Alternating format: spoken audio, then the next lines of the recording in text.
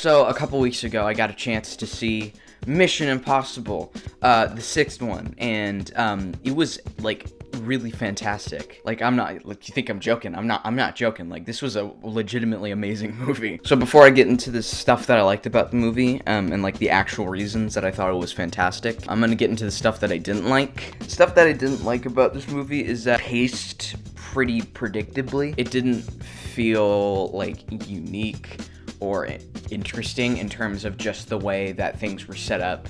I really didn't have any, big major issues with the film, just, going back and thinking.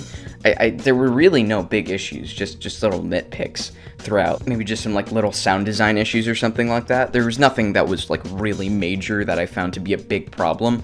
It was just little nitpicks throughout the film, and also the fact that it was incredibly long. It's a little bit too much for a film like this. I feel like if it was a little bit shorter, it easily could have been one of the tightest and most well-rounded films of the past decade.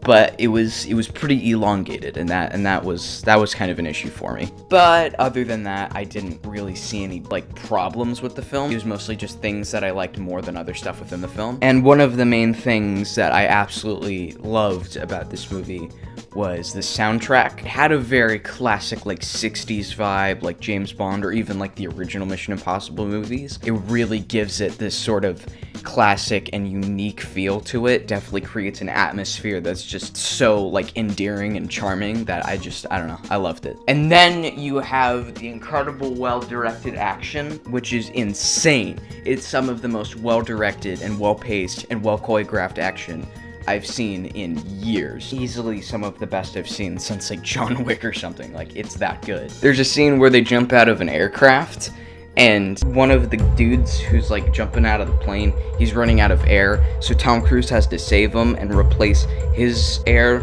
and give the guy who's running out of air his air, and it's all done in one take, and they're constantly getting closer to the ground, and I was just gripping my seat. It was super well done, and the suspense was super well done. There was another fight scene in the bathroom, which I just won't spoil because the entire thing was insanely well executed. The helicopter scene was incredible. The cliff scene was incredible.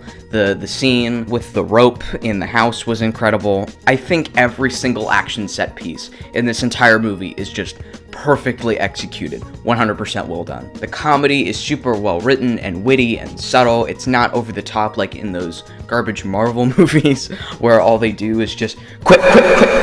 In this one, it's very subtle. Sometimes it's very subtle visual comedy. Other times it's very subtle dialogue. I found the comedy to just be very refreshing because it wasn't over the top. It was just sort of a subtle little thing that sort of crept up on you. The story is where it's gonna lose a lot of people, because I feel like your engagement with the film is sort of based on your engagement with the story itself. I found the story incredibly interesting and engaging and fun, but I feel like some, or even a lot of people, are going to find it to be incredibly boring and generic and predictable. I think it's all just a personal preference thing. It's a lot of fun, especially when you're able to pay attention and you're not bored. If you like a really complex and intricate plot, then I think this is for you, but if something like that just seems sort of overdone and generic to you, then this is definitely not for you. And then you have the performances, and I think all of them were great, especially Simon Pegg.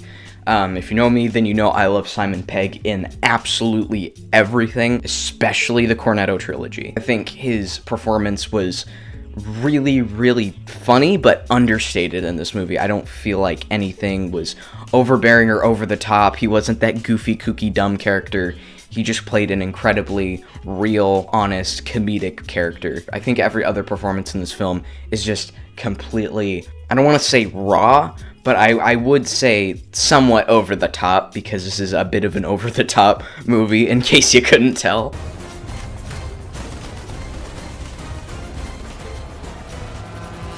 But there was nothing in the film that was so overboard that it took me out of the film. A lot of it was almost overboard, just almost there, but it was never actually over the top work to the point where it took me out of the movie. It always felt very grounded and real, and I think that's where a lot of the suspense, and that's I feel like that's where a lot of the suspense was drawn from, mainly just because it never felt too over the top, but it also never felt too tame. It was always in that sweet spot, and it never took you out of the movie. Unless, of course, you're YMS. So, yeah, final thoughts on the movie. 8 or a 9 out of 10. I can't really decide, but it's definitely going to be in my top 5 movies of the year. I'd be shocked if it doesn't make it into it. I think it's an absolutely brilliant film, really well written, really witty. Some of the best action I've seen in a long time. The soundtrack was incredible. Just the whole thing was super excellently done, and I feel like you should definitely see it.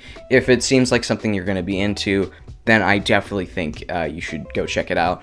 See it in a theater as well. It's one of those lightning in a bottle, like classic movie experiences that I don't think you're gonna want to miss it. It's really fantastic. So yeah. See you later.